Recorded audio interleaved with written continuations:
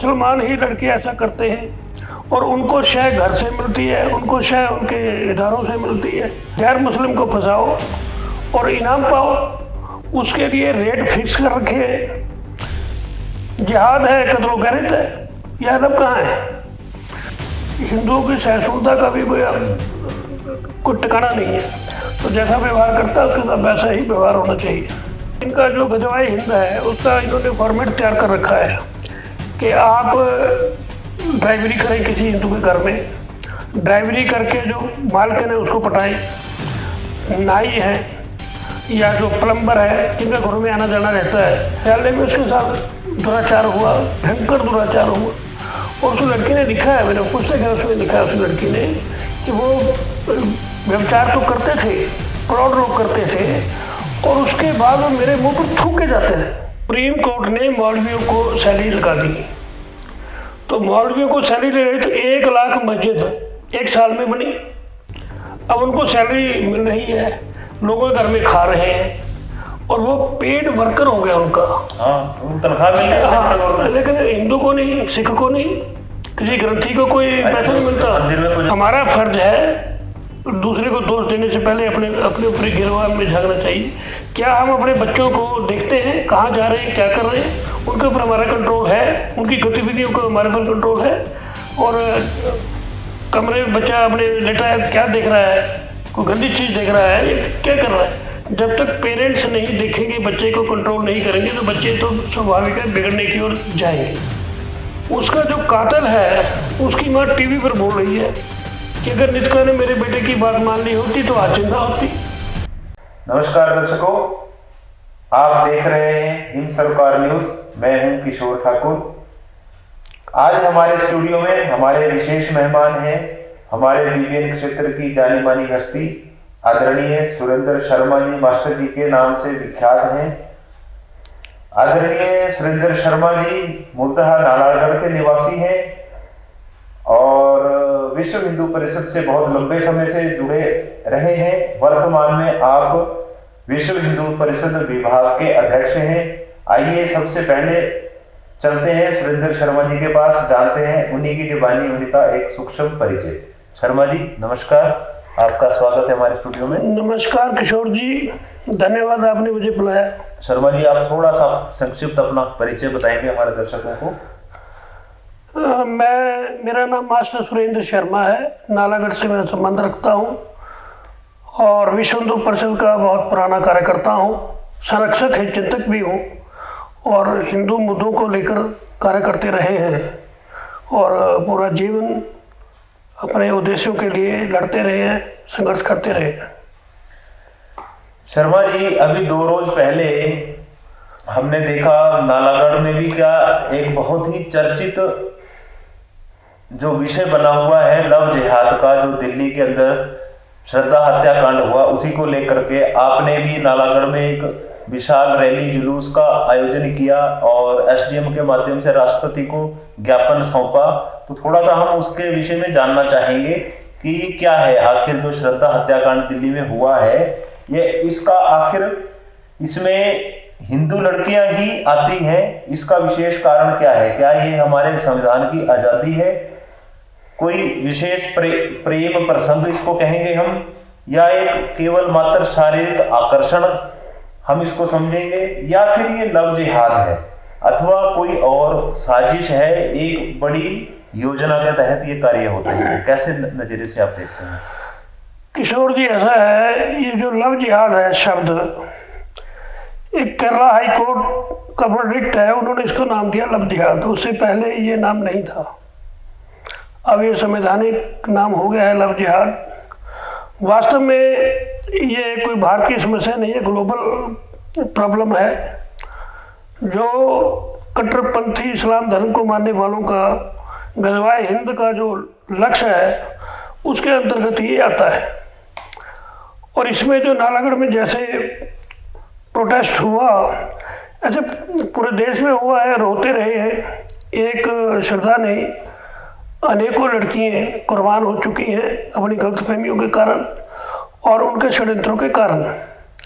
कुछ का प्रचार प्रसार हो जाता है, पता चल जाता है, हजारों ऐसी होती होंगी जिनको कोई पता ही नहीं। तो ये बड़ा जघन्य अपराध है, मानवता के ऊपर कलंक है, और पूरा देश ही नहीं पूरा विश्व के जो शांति प्रिय मानवता प्रेमी लोग हैं वो इससे दुखी हैं। जो ये लव जिहाद बोला गया है, इसमें कुछ जो इनके विशेष समुदाय के जो इनके रहनुमा हैं या जिन्हें ये मौलवी कहते हैं, वो आज भी ये कहते हैं कि ये लव जिहाद कहना इसको सही नहीं है, अथवा एक धर्म विशेष के साथ जो जैसे ये श्रद्धा की हत्या हुई है धर्म विशेष के साथ जोड़ना भी उचित नहीं है। तो आप कहाँ मानते हैं इस बात को? देखिए, वैसे कहने को तो कुछ भी कहा जा सकता है, लेकिन जब सभी लोग विशेष धर्म से संबंध रखते हैं तो क्यों ना इसको माना जाए। अन्य धर्म के लोग भी हैं, क्यों ना मुसलमान ही लड़के ऐसा करते हैं, और उनको शय घर से मिलती है, उनको शय उनके इदारों से मिलती है, और यहाँ तक ज्ञापन छपते हैं। मैं तो हैरान हूँ सरकार क्या कर रही है और समाज भी क्या कर रहा है। ज्ञापन छपता है, हिंदू लड़की को फंसाओ, हिंदू नहीं गैर मुस्लिम को फंसाओ और इनाम पाओ। उसके लिए रेट फिक्स कर रखे। सिख जो हिंदू लड़की है उसका 7 लाख रुपए है, और जो हिंदू पंजाबी लड़की है जो नॉन सिख है उसका 6 लाख रुपया देते हैं। अच्छा, इनसे शादी करने का लड़के को पैसा मिलता है? लड़के को पैसा ही नहीं मिलता, इतना पैसा उनको देते हैं कि तुम भगाओ और इतना पैसा आपको मिलेगा, और संरक्षण को मिलेगा। संरक्षण मिलता है, इसी के ही में ये ऐसे काम करते हैं। अब आप देखिए किशोर जी, गुजरात की लड़की का 6 लाख रुपया हिंदू का, और ब्राह्मण लड़के राजपूत लड़की का 4.5 लाख रुपया कीमत डाली हुई है। और हिंदू नहीं जो दूसरे धर्म है, क्रिश्चियन है, जो रोमन कैथोलिक है उसका 4 लाख रुपया है, और जो प्रोटेस्टेंट है उसका 3 लाख रुपया है। सही रेट तय किए? बिल्कुल। बुद्धिस्ट का 1.5 लाख है।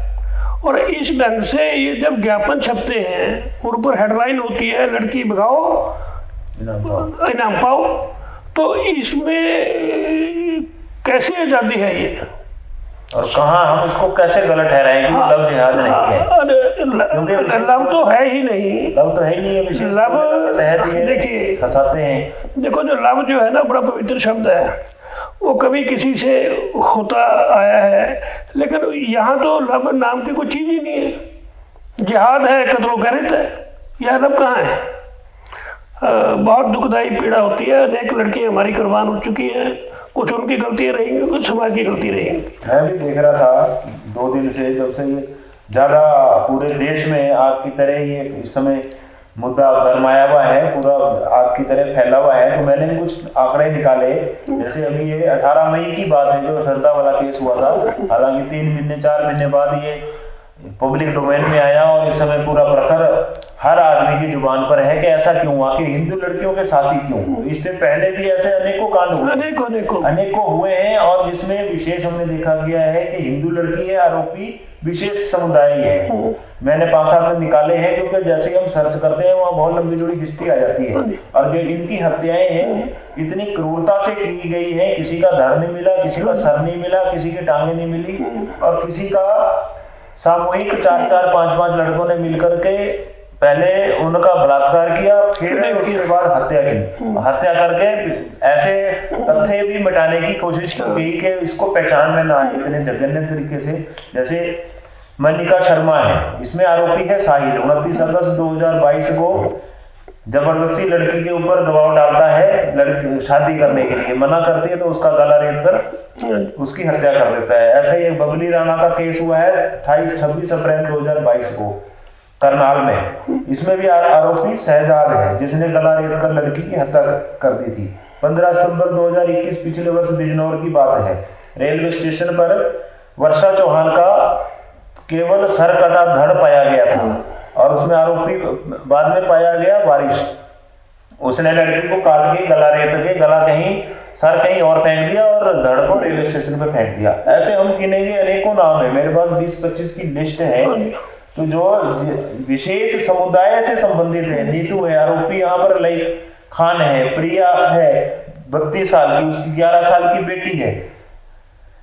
इस समय इसके जिसके साथ पिछले 11-12 वर्षों से रह रही थी, उसी ने ही पति ने इसका मर्डर कैसे किया? अपने साथियों के साथ पहले गैंग रेप किया, उसके बाद बेटी को भी मार दिया, और 11 साल की बेटी थी, 32 साल की उनकी धर्मपत्नी थी। ऐसे निकिता तोमर 2021 में हरियाणा में जो परवल में वो तो बीकॉम फाइनल ईयर की, इसके बारे में बताऊं, दो लड़के थे, अहमद और रेहान। निकिता तोमर के बारे में बताऊं, ये लड़की इसके साथ सहेली थी, उसने कार में बैठाने की कोशिश की, नहीं बैठी तो शूट आउट कर दिया, मार दिया।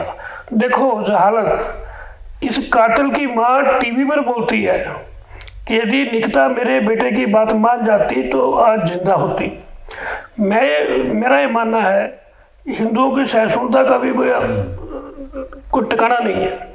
अगर उसको कोई टपका देता और उसकी माँ को कहता देखो, अगर आपका लड़का नजायज किसी लड़की का नहीं हत्या करता तो आज वो जिंदा होता, तो आज आप भी जिंदा होती, आप भी जिंदा होता। अगर आपको इतने कोई हिंदू ही तहश में आगे गुस्से क्रोध में आगे आपकी हत्या कर दे, पर हिंदू तो असहिष्णु है, ये कहते नहीं है, बोलते नहीं है, आगे से प्रत्याहार नहीं करते हैं। प्रत्याहार करना चाहिए, छठे साठे समाज रहे तो एक सम्मत बात है, तो जैसा व्यवहार करता है उसके साथ वैसा ही व्यवहार होना चाहिए।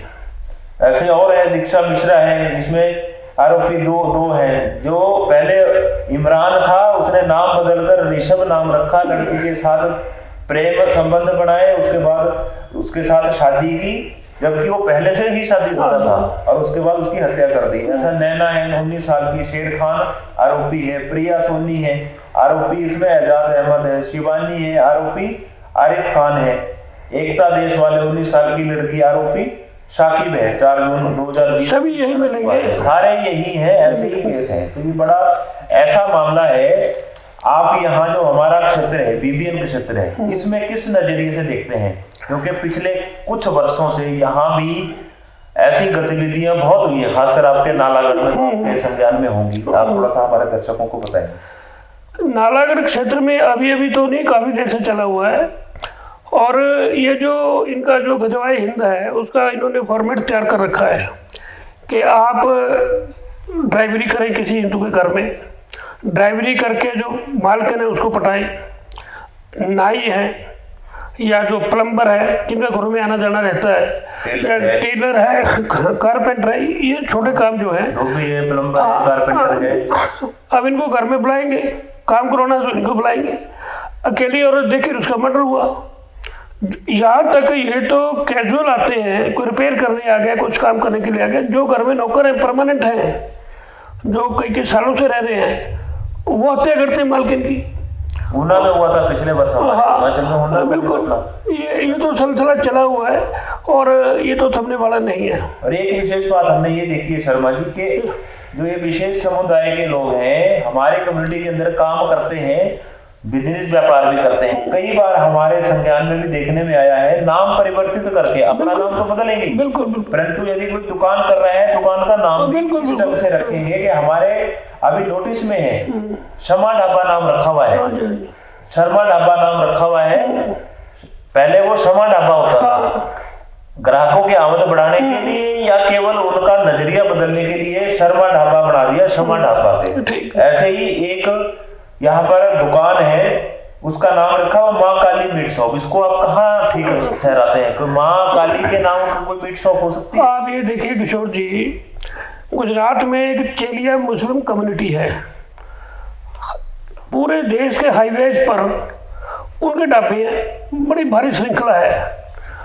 कोई वैष्णो ढाबा, नीलकंठ वैष्णो ढाबा, कोई दुर्गा वैष्णो ढाबा, कोई सरस्वती ढाबा, हिंदुओं के नाम से ढाबे हैं।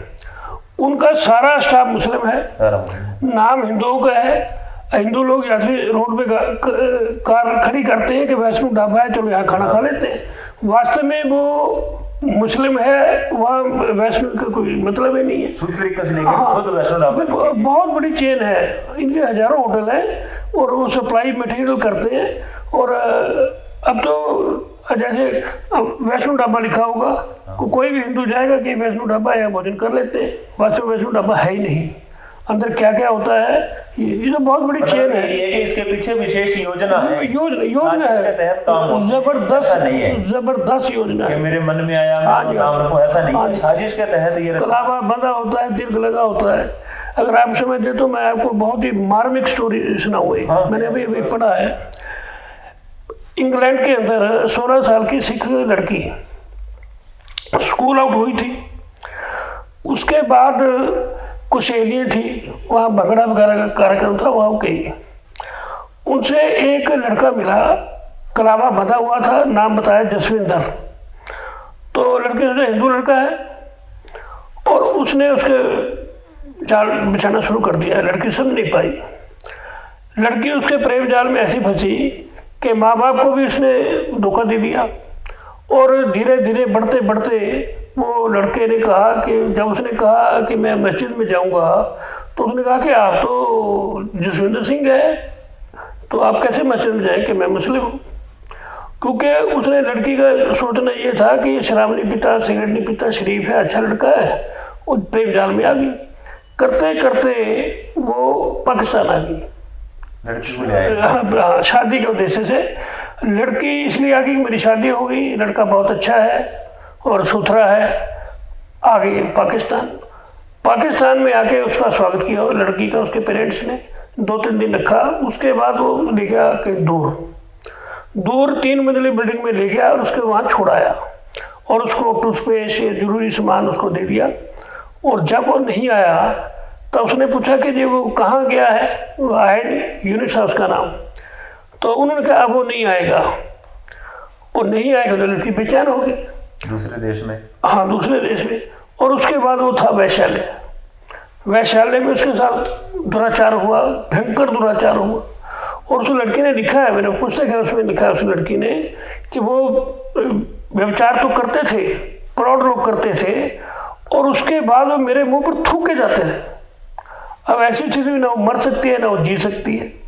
और उसने बताया, लिखा पुस्तक में कि वहाँ पर बहुत सारी लड़कियाँ थी इसी ढंग की, तो इसी साजिश के हाँ। वहाँ पर फिर एक दिन किसी कारण से वो वहाँ से भाग गई, कोई झगड़ा हुआ वहाँ, वो वहाँ से भाग गई, भागने में कामयाब हो गई। हाँ, भाग के वो रोड पे आ गई। रोड पे आके वहाँ किसी जीप में बैठ के, वहाँ नज़दीक कोई टाउन था अमीनाबाद, वो वहाँ पहुँच गई। उसने बताया कि मुझे ऐसे ऐसे लाया गया और मेरा ऐसे ऐसे दुरुपयोग हो रहा है। तो एम्बेसी के थ्रू वो यूके चली गई। और यूके चली गई तो पेरेंट्स ने उसको इनकार कर दिया कि तुम्हारी इज्जत, तुमने हमारी इज्जत को तार तार कर दिया, तुम ऐसे किया। और उसको एक्सेप्ट नहीं किया। और अच्छे वाले खासे परिवार था उनका। तो लड़की कहाँ जाए, पेरेंट्स ने स्वीकार नहीं किया। और फिर वो किसी गुरुद्वारे में उसने शरण ली, वहाँ रही। उसके बाद उसने कोई जॉब की। 16 साल से लेकर 21 साल की आयु तक ये सब कुछ घटित हुआ उसका। फिर वो कोई जॉब की, मतलब ऐसी अनेकों घटनाएं मार्मिक हाई प्रोफाइल है जो संज्ञान में आ जाती और है। इसमें जो एक मूल कारण जो मैं मानता हूँ कि हमारा जो सामाजिक व्यवस्था है, ये लिव इन रिलेशन उसके योग्य नहीं है।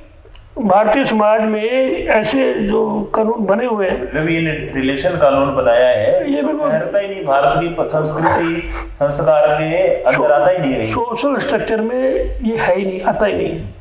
अच्छा, लिव इन रिलेशन में लोग रहते हैं। आप बताइए, मोम और आग इकट्ठे रह सकते हैं? नौजवान लड़की हो, नौजवान लड़का हो, अकेले रहेंगे तो कुछ सारे के सारे कोई ऋषि तो है नहीं, तो स्वाभाविक है उनका गड़बड़ होना, तो स्वाभाविक है। अब ऐसे कानून बने हुए हैं तो इसमें इन चीज़ों को प्रेरणा मिलेगी। मतलब हाँ। कहने का अर्थ यही है कि जो ये लिव इन कानून है गलत है, सरकार सख्ताई से बंद करे। हाँ। सब हिंदू संगठनों का यही एक मांग है, सख्ताई से। और या तो रद्द हो, नहीं रद्द हो तो इसमें अमेंडमेंट हो। लड़की अगर लिव इन रिलेशन में रह रही है तो पेरेंट्स की कंसेंट हो, पेरेंट्स को पता हो कि मेरी लड़की कहाँ है। पेरेंट्स को तो पता नहीं होता। हाँ। और जैसे ये सरदा है, बॉम्बे से दिल्ली आ गई, माँ बाप को पता ही कुछ नहीं। तो अगर इसको सरकार रखना भी चाहते हैं तो इसमें अमेंडमेंट तो हो सकती है जिसमें ऐसे चांसेस कम हो और पेरेंट्स की नॉलेज में हो। और उसके बाद फिर इसके ऊपर जो कानून, मेरे किशोर जी, ये जो भारत का हमारा इंडियन पेनल कोड है, तो अमेरिका का फेडरल पेनल कोड है, तो उसमें इसमें ज़मीन आसमान का अंतर है। अच्छा। जैसे कसाब आया, 300-400 आदमी मार दिया उसने, 43 करोड़ रुपया उसके ऊपर रख रखाव पर खर्च हुआ, भारत का खर्च हुआ, सुरक्षा के ऊपर लगा दिया, और उसको अल्टीमेटली फांसी हो गई। तो फांसी उसको हुई तो एक फांसी हुई। अमेरिका के अंदर जो फेडरल पेनल कोड है उसमें अगर 300 आदमी का उसने मर्डर किया तो उसको 300 फांसी की सजा होगी। अच्छा, 300 फांसी होगी इसको। 300 फांसी का तो नहीं, लेकिन प्रावधान है कानून में। और उसमें जो बहुत महत्वपूर्ण बात है, उसे आप भी सहमत होंगे कि जो जैसे इसने आफ्ताब ने किया, तो इसमें कोई एक्यूज्ड भी है, अब अकेला तो कुछ कर नहीं सकता। उसके पेरेंट्स को पता है, भले ही उनकी शय हो या ना हो, मानसिक रीति तो है, उनको पता है हमारा बेटा लिविंग रेसिडेंट रह रहा है, ये तो वो जानते हैं। और ये तो जो हम सुन रहे हैं टीवी में डेली देखते हैं, वो उसको मारता था, पीटता था, उसने पुलिस में एप्लीकेशन भी दे रखी है, सबको पता था। तो जब तक उसके पेरेंट्स को, उसके परिवार के लोगों को एक्यूज ना बनाया जाए तो कैसे कंट्रोल करेंगे, कैसे करेंगे? हाँ, क्योंकि सीख तो कहीं ना कहीं देनी अनिवार्य है। अब देखो, मैं पहाड़ में नौकरी करता था, तो वहाँ 15, आज नहीं, उस टाइम की मैं बात करता हूँ, 80 के आसपास की बात, उससे 15 साल पहले कोई इलेक्ट्रीशियन आया फिटिंग करने घर में, तो वो 15 साल बाद वो आया तो एक औरत को साथ ले आया। अब बाहर के लोग सीधे साधे लोग होते हैं, उन्होंने कहा शिमले जाना है, मैंने सोचा चलो वहाँ रुक के जाते हैं। वो रात को रुका, रोटी खाई और सुबह वहाँ से निकल गया। अब उनको क्या पता इसके साथ पत्नी है या कोई भागी हुई है। वो पकड़ा गया, पंजौर का था वो। पकड़ने के बाद पुलिस आई और उस लड़के जिसके घर में रहा उसको पुलिस उठा लेगी। हाँ। उसने कहा कि ये को एक्यूज्ड है, ये इन्होंने भी इसका शरण दिया है। अब उन बेचारों को तो पता ही कुछ नहीं। पहाड़ के वैसे भोले वाले लोग, पहाड़ में जितने भी फेरी वाले जाते हैं, जितने पशुओं के व्यापारी जाते हैं, वो लोग ठहरते हैं। उस समय वैसे कोई धर्मशाला नहीं होती, कुछ नहीं होते, तो वहाँ ठहरते हैं, खाना भी देते हैं, चले जाते हैं। अब उसके ऊपर हरियाणा पुलिस को आप जानते ही हैं, अकेला लड़का, माँ बाप वृद्ध, और कोई दोष नहीं, तो वो कानून तो है, बड़ी मुश्किल से छुड़ाया उसको, लेकिन इम्प्लीमेंट नहीं होता ना। अब ये अगर यहाँ पर सही अच्छे से बिल्कुल हो, जितने भी साथी हैं और हाँ, सबको जानकारी थी, को एक्यूज बनाया जाए, पेरेंट्स को, भाई को, सबको पता है, और सबको पता है, सबने छुपा के क्यों रखा, तो उनको को एक्यूज बनाया जाए, उनको ठोका जाए और उसे दबाव पड़ेगा ताकि आगे कोई ऐसी जरूरत ना करे। सख्त से सख्त सजा हो, और वो तो उनको जल्दी से जल्दी निर्णय, वो तो ऐसा करते हैं कि हमारे लड़के ने ऐसा किया तो बहुत बड़ा काम कर दिया। वो शर्म तो है। देखे हैं अभी सोशल मीडिया पर ट्रेंड चल रहा है, बहुत से ऐसे देखे हैं कि श्रद्धा की आत्मा को जहन्नुम में पहुंचा दिया। बहुत से ऐसे देखे हैं इनको 56 हुर्रे मिल गई है, 72 हुर्रे मिल गई है। मतलब ऐसे इतने ट्रेंड है जो इनके साथ इनको सपोर्ट कर रहे हैं। बिल्कुल। तो समाज की हम विकृति देख सकते हैं कि कितनी, मतलब इसको कितना सही ठहरा रहे हैं। ठीक, उनको कहीं नहीं लग रहा है कि गलत है। वो तो शाबाशी देते हैं। हाँ, ये तो बैठ के आंकड़े हैं। यहाँ एक हमारे संज्ञान में आया था, अमन हेयर ड्रेसर बना रखा है, नाम उसका आमीन है। तो ऐसे मतलब बड़े बहुत गलत। किशोर जी, और तो और हरिद्वार में पंडे आपको मुसलमान बने मिलेंगे आपको, तो पंडे बड़े यहाँ भी आजकल शनिवार के दिन आते हैं ना, वो नींबू मच्छी लेकर काला कपड़े पहन के तिलक लगा के, और जब उनका आइडेंटिटी चेक करते हैं तो अहमद और मियां निकलते हैं। ये तो गांव में डेली खबरें आती है, वो भगवे कपड़े पहन। अभी एक न्यूज आई थी, 500 साधु के वेश में निकले हैं रोहिंग्या।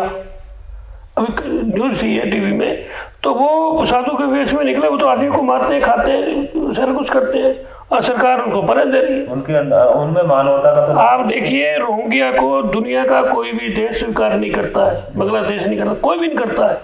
और यहाँ पलक बिछा बैठे हैं अपने केजरीवाल जी हो या चाहे सेकुलर गैंग हो, उनके लिए कॉलोनी बना रहे हैं। बंगाल की इनकी जितनी रहनुमा नेता है, उनको पूरी शहर दे रहे हैं। तो वो ये करेंगे, वो तो करेंगे ही ना।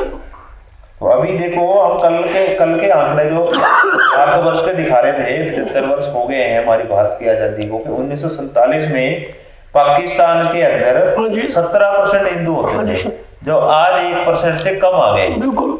और हमारे भारत में उस समय 1 करोड़ मुसलमान थे जिनकी जनसंख्या आज 40 करोड़ है। तो इसको आप कैसे आकलन, कैसे मापते हैं? ये इतना अंतर वहां 17% से 1% रह गए, यहाँ 1 करोड़ से 40 करोड़ हो गए इसी अवधि के दौरान। ये तो जो गजवाए हिंद है उसका पार्ट है। वहाँ हिंदुओं को मार दिया, कन्वर्ट कर दिया और कुछ मार दिया। और हमारे यहाँ इसलिए बड़े सरकार प्रोटेक्ट कर रही है, 4-4 शादियाँ। अब आप देखिए, फैमिली प्लानिंग चलाया था इंदिरा गांधी ने। प्लानिंग का अर्थ जो मैं समझता हूँ वो ये होता है कि आपकी जितनी आय है उसके हिसाब से आप परिवार बनाएं, और ऐसा ना हो कि आपकी आय कम है, आपके 10 बच्चे हैं तो भीख मांगेंगे। तो वो प्लानिंग उसे लिए थी, लेकिन यहाँ तो कम बच्चे पैदा करना प्लानिंग हो गया। एक आदमी समर्थक है, वो 4 बच्चों को MBBS करा सकता है, BTech करा सकता है, वो भी फैमिली प्लानिंग चक्कर में है। इनके ऊपर कुछ नहीं। 4 बच्चे 40 4 बीवी हैं, 40 बच्चे हैं, ऐसे परिवार आइडेंटिफाई हुए हैं। 4 बीवी हैं, 40 बच्चे। बिल्कुल। अभी आज के जो संदर्भ में हम देखने में आता है, पूरे भारतवर्ष में ये आवाज उठ रही है कॉमन सिविल कोड जी, ये आना चाहिए तो इसमें देर क्यों है? देखिए, जैसे पाकिस्तान की आपने बात की, वहाँ पर हिंदू कितना प्रताड़ित है, गिनती के रह गए। जिस तरह से रह रहे हैं हम देख ही रहे हैं। हमारे यहाँ हमें पीटते भी हैं, लूटते भी हैं, खाते भी हैं, गुर्राते भी हैं। ये तो सरकार को देखना चाहिए ना। तो ये बढ़ेंगे नहीं तो क्या करेंगे? और हम 1-2 बच्चे की बात करते हैं। अब 5 करोड़ बांग्लादेशी, 1 करोड़ रोहिंग्या, 6 करोड़ लोग आ गए हैं। तो वहाँ कोई प्लानिंग नहीं, देश के ऊपर कोई नहीं। देश के मुसलमानों को समझना चाहिए कि जो तुम्हारे हिस्से का जो फंड है, जो तुम्हारे हिस्से का जो पैसा लगना है तो तुम्हारी तरक्की में, वो ये लोग खा रहे हैं, और सिर्फ वोट के लिए, केवल वोट बैंक के लिए। हाँ।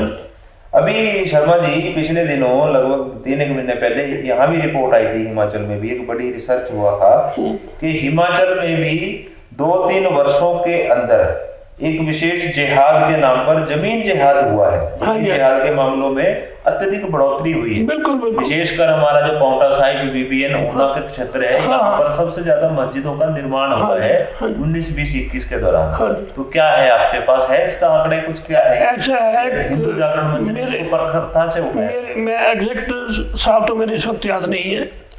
सुप्रीम कोर्ट ने मौलवियों को सैलरी लगा दी, तो मौलवियों को सैलरी लगाई तो 1 लाख मस्जिद 1 साल में बनी। अब उनको सैलरी मिल रही है, लोगों के घर में खा रहे हैं, और वो पेड वर्कर हो गया उनका। तनख्वाह मिल रही है। हाँ, लेकिन हिंदू को नहीं, सिख को नहीं, किसी ग्रंथी को कोई पैसा नहीं मिलता, मंदिर में पुजारी उनको कुछ नहीं। अब ये जब मस्जिद का जो है उसमें 2 लोग होते हैं, एक इमाम होता है, एक और होता है, छोटा जूनियर होता है। अब उनको सरकार पैसा देगी तो यहाँ एक मैं वाकया बताऊंगा आपको, बड़ा इंटरेस्टिंग है, समय नहीं मैं ज़्यादा लूँगा। यहाँ चमदार के पास गंबर नदी है, वहाँ पर एक कट्टरपंथी मुसलमान ने एक उसका निर्माण किया मस्जिद का, लगे करने। और मैं एक्टिव था, युवा था उस वक्त में। तो वहाँ पर लोगों ने इतराज़ किया कि सरकारी ज़मीन में बना रहे हैं, 3 घर मुसलमानों के, सिर्फ 3 घर, और वहाँ पर वो मस्जिद बना रहे।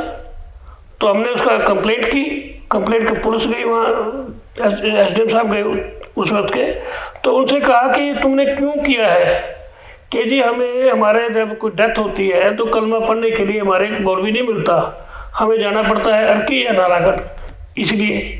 तो वहाँ तहसीलदार साहब ने पूछा कि अगर आपको एक मौलवी ट्रेन चाहिए, उसके लिए मदरसा खोलेंगे यहाँ पर, और 3 तो तुम्हारे घर है, कितने मरे होंगे? उन्होंने पूछा पिछले 10 साल में कितने मरे? 10 साल में कोई नहीं मरा। तो ये ऐसे जिहाद है, लैंड जिहाद। फिर वो उसको वो किया गया, निरस्त किया गया, रोक लगाई गई। तो ऐसे तो कर ही रहे, जगह जगह कर रहे। हमारे क्षेत्र में तो वैसे ही बहुत ज्यादा सरकारी ही जगह पर ज्यादा है। सरकारी जगह, ये तो प्राइवेट जगह को कब्जा करते हैं, इकट्ठे हो जाते हैं तुरंत। हाँ, जो कानून का कानून आया था यहाँ आप BBN बोर्ड के लिए, जहाँ आपकी मस्जिद है या मदरसा है, तो चाहे हमारी निजी जमीन पर किसी ने बना दिया है, उनका अधिकार है उसके ऊपर। देखो कैसे कानून है, बिल्कुल बोल नहीं सकते कुछ। सरकारी तो ये अपनी मानते हैं, सरकार का तो मतलब ही नहीं। सरकार अच्छा, जो प्रशासनिक अधिकारी है उस समय पास करते हैं, कहना तो थोड़ा नहीं अच्छा लगता, समय पास करते हैं, सब कुछ आंखें मूंद लेते हैं, शरेआम कब्जे हो रहे हैं, आंखें मूंद लेते हैं, तो क्या करेंगे। शर्मा जी, अंतिम सवाल और बहुत ही संजीदगी के साथ, हमारी जो आज की युवा पीढ़ी है, हाँ जी, उनके लिए आपका क्या संदेश है, विशेषकर जो माता पिता हैं, माता पिता के जो आज की यूथ हैं, लड़का है चाहे लड़की है, ज्यादातर जो हम सॉफ्ट लड़की को समझते हैं कि इसको बाहर नहीं जाने देना, जबकि आज की हमारा संविधान बराबर की आजादी देता है, परंतु लड़कियों को यदि कोई लड़की माँ बाप के विरोध स्वरूप ऐसा कदम उठाती है, उनके लिए क्या संदेश है, और जो वर्तमान परिप्रेक्ष्य, वर्तमान समय चल रहा है, जैसा समाज का वातावरण है, उसमें माँ बाप को कैसे अपने बच्चों को सक्षम और हमारी जो भारतीय हमारी संस्कृति है, हमारे संस्कार है, उससे जोड़ के रखना है। किशोर जी, ऐसा है, अभी कुछ दिन पहले एक खबर आई, इंदौर में हुक्का बार जब नशा वशा होता है, उसमें 15 लड़कियां थी हिंदू, अच्छे अच्छे घरानों की लड़कियां, और 15 ही लड़के थे मुस्लिम घरानों के। 15 हिंदू लड़कियां, वो भी अच्छे घरानों की, 15 मुस्लिम लड़के, वो पकड़े गए वहां पर। अब बताइए, वो अच्छे परिवारों की लड़कियां, उनमें एक भी मुस्लिम लड़की नहीं और एक भी हिंदू लड़का नहीं, तो ये हमारे परिवारों की कमी तो साफ ही है। जब हम पेरेंट्स, जो हमारा जो समाज बच्चों को नहीं देखेगा तो बच्चे तो बिगड़ेंगे ही। नालायकी है। पेरेंट्स को चाहिए बच्चे के ऊपर निगरानी रखे, वो कहाँ जाता है, क्या करता है, क्या नहीं करता, आंखें मूंदने से कुछ नहीं होता। अगर ऐसा माहौल होगा तो ऐसी बातें तो होंगी, उनमें से वो लोग जहाज में फंसेंगे, उनका मर्डर भी होगा, उनका सारा कुछ होगा। और फिर बहुत गहरी में बात बताऊँ आपको, लड़की का जब कोई आदमी शारीरिक शोषण करता है और मूवी बना लेता है, कितने भी बड़े संस्कारित घर की लड़की हो, वो तो मजबूर हो जाएगी, मेरे को ब्लैकमेल न करे, फिर उसको जैसे मर्जी इस्तेमाल करो। हमारा फर्ज है दूसरे को दोष देने से पहले अपने ऊपर गिरवान में झांकना चाहिए। क्या हम अपने बच्चों को देखते हैं कहाँ जा रहे हैं, क्या कर रहे हैं, उनके ऊपर हमारा कंट्रोल है, उनकी गतिविधियों का हमारे पर कंट्रोल है। और कमरे में बच्चा अपने लेटा है, क्या देख रहा है, कोई गंदी चीज़ देख रहा है, या क्या कर रहा है, जब तक पेरेंट्स नहीं देखेंगे, बच्चे को कंट्रोल नहीं करेंगे, तो बच्चे तो स्वाभाविक है बिगड़ने की ओर जाएंगे। तो मैं तो बहुत सख्त हूँ इस मामले में कि हमें अपने बच्चों की निगरानी करनी चाहिए, उनकी कंपनी कहाँ है, कहाँ जाते हैं, क्या करते हैं, उनकी निगरानी रखनी चाहिए। बाद में जब कोई कांड हो जाता है तो फिर चिल्लाते हैं, तो इसमें तो मेरा ज़्यादा दोष सरकार को देते हैं। हाँ, सरकार को देते हैं, अपनी होती है। अरे सरकार में कमियाँ बहुत होती हैं, इलेक्टोरल पॉलिटिक्स कमियों का ही एक खजाना है, लेकिन हमने तो परिवार को अपने को देखना है ना, समाज को, सोसाइटी को तो हमने कैसे जुड़े रहना है, परिवार को कैसे बिल्कुल जोकर रखना है, उनको संस्कार देने हैं, ये जो हमें बड़ा करना है बच्चों खुद ही करना चाहिए। आप ये देखो कितने ऐसे कांड होते हैं, जैसे श्रद्धा कांड हुआ, किसी मुस्लिम संगठन ने इसकी बुराई की, एक ने भी नहीं की, तो क्या उनमें मानवता खत्म ही होगी? हाँ? तो टीवी पर बैठते बड़े बड़े हाँकते रहेंगे। पहले एक उन्होंने वो सदीक पढ़ दी थी, उस समय कितना बवंडर मचा, हाँ, पूरे वर्ल्ड के अंदर 56 देश एक साथ में 70 से जुदा का नारा लगा के बैठ गए थे। आज इतना बड़ा, मतलब इतनी क्रूरता के साथ हत्या की गई, आज किसी की जुबान नहीं खुल रही है। देश जंग की कितने भी मुस्लिम संगठन है, कितने भी उनका स्कॉलर्स हैं, किसी एक ने खंडन नहीं किया कि ये जो हुआ है इस लड़की के साथ ये गलत हुआ है, और जिसने किया उसने गलत किया है। मतलब ये पूरी शहर तो पूरी शहर, घर से, परिवार से, इनके सोसाइटी से, समाज से, तभी ये काम होते हैं। और मौनम स्वीकृति लक्षणम, मौन रहना स्वीकृति का लक्षण है। हिंदू को रिटेलिएट करना चाहिए, और आप अगर ऐसी करते रहेंगे तो ऐसे होता रहेगा।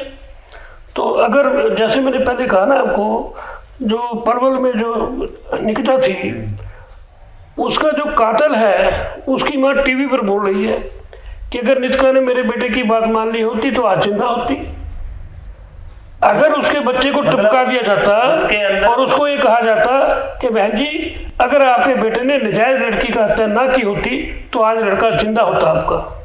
तो ऐसा मैं प्रोवोकेट नहीं कर रहा हूँ, फिर इसका हल ही है और दूसरा हल ही नहीं है। ये असहिष्णुता है जो इसको भी त्यागना पड़ेगा। असहिष्णुता कायरता का रूप ले लेती है जब तक वो शास्त्र तो पढ़नी है मगर अपनी आत्म रक्षा के लिए शस्त्र भी अनिवार्य है।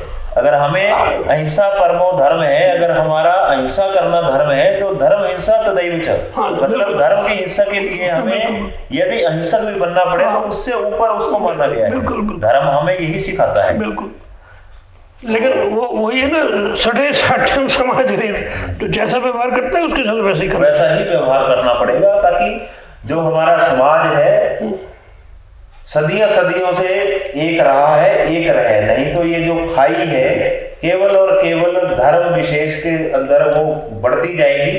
तो आप शर्मा जी हमारे स्टूडियो में आए, अपने विचार आपने रखे, आपका बहुत बहुत धन्यवाद। बहुत बहुत धन्यवाद किशोर जी।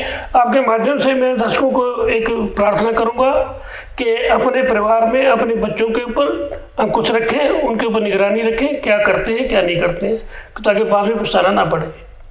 धन्यवाद। बहुत धन्यवाद।